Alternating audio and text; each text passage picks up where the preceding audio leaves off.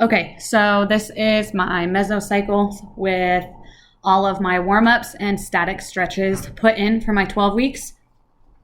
So I did a little research when I was putting my warm-ups and my static stretches together. One exercise that's really beneficial for golfers, both with strength, balance, range of motion, mobility, is yoga. So you will see a lot of different yoga poses put into mostly the static stretches. We want to make sure that we are stretching out those muscles at the end, but there are a few also in warm-ups.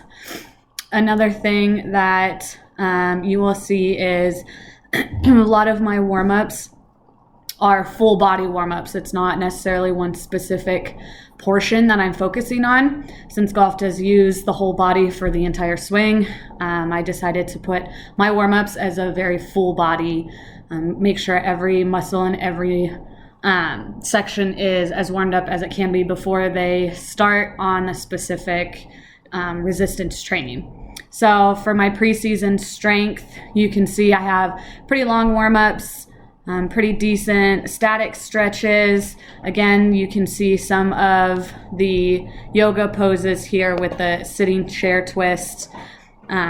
Very beneficial for the hip flexors and also stretching out the lower back, which is very important because lower back pain is one of the most frequent injuries when it comes to golf. So those are strength for preseason. Then we go to in season. We have 4 weeks in September, pretty intense. We're really ramping it up, making sure everything's going, make sure we are rolling out our muscles also. So in our static stretches, you will see some foam rolling, more yoga poses. The static stretches are significantly longer, which is purposeful. Also, we are trying to stretch out the entire body, not just specific sections. If we move to October, this is our deload. So this is going to be a little bit of a break for them. They've been walking 36 holes, 2 days, then 18 holes, and that's a normal tournament on top of practice, on top of their classes. So we do want to give them a little bit of break, give their muscles a break. You'll see shorter resistance training, smaller warm-up, but still the same static stretch. So I really want to reiterate how important it is to stretch out those muscles. Again, you'll see foam roller down here, child's pose, more yoga, really working that full body, making sure those muscles have that flexibility and we're avoiding as much lactic acid as we can. October, we get into the end of it. We're powering through. We have nationals coming. We want to work on that power and strength. Make sure everything is as fine-tuned as we can get it. Warm-ups, again, full body.